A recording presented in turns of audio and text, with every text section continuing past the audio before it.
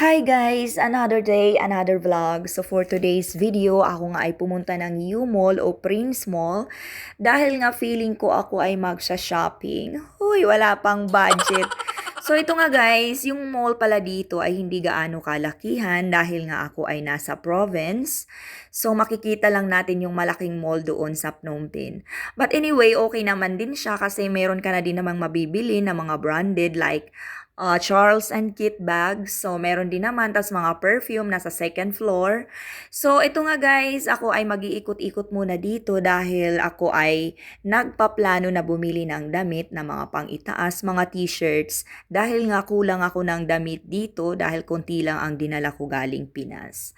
So, ito nga guys, ako ay pupunta na ng second floor dahil nasa second floor yung mga damit. At saka ito nga pala guys, mostly na makikita ko dito is from Vietnam. Yung mga brand nila dito, like mga damit, is from Vietnam. Siguro nga dahil maganda talaga yung quality. As in, mura lang. Hindi naman as in mura, may mahal, syempre, tapos may affordable price din naman siya. So, yung range ng price niya is $5 up to $20 to $30.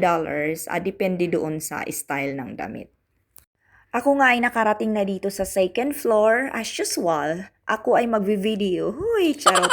So, ito na nga guys. Meron nga dito nahagip sa camera ko na merong $10, $20, $30. But, huy, hindi ko siya type. Dead maang person.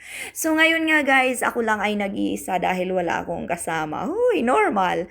So, ayun nga guys. Syempre, wala akong mga friends dahil nasa ibang province. So, kailangan talaga mag-isa sa buhay. Tanggapin na natin guys na kailangan natin mag-isa lalong-lalo na kung andito tayo sa malayo. Parang ang pinunta ko talaga dito guys ay hindi bibili, mag-video lang talaga. Huy, hindi.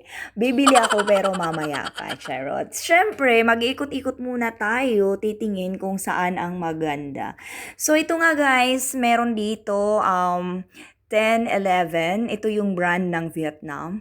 Magaganda guys yung quality ng damit dito kasi bumili na ako once. So, ito na nga guys, syempre nag-video-video na naman ang person sa salamin dahil nga wala pa akong napipili. So, ayun nga guys, naagaw yung attention ko dito sa mga babaeng ire dahil alam nyo guys, ang iingay nila yun pala ay mga Filipina noong lumapit ako.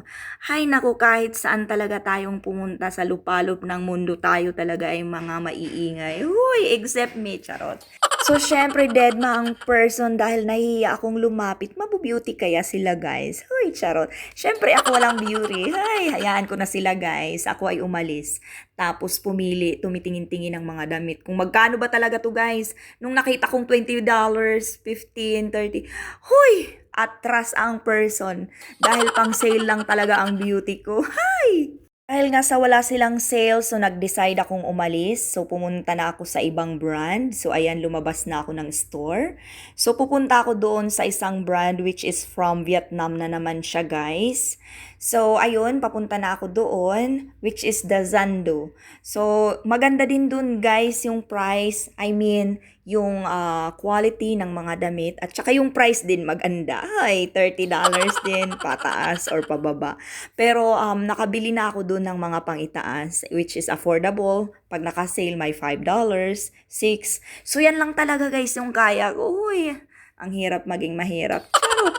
So, ayun nga guys, syempre nagtitipid tayo dahil nga mahirap talaga kumita ng pera, mahirap kumita ng kaferahan. So, syempre doon tayo sa mura at affordable.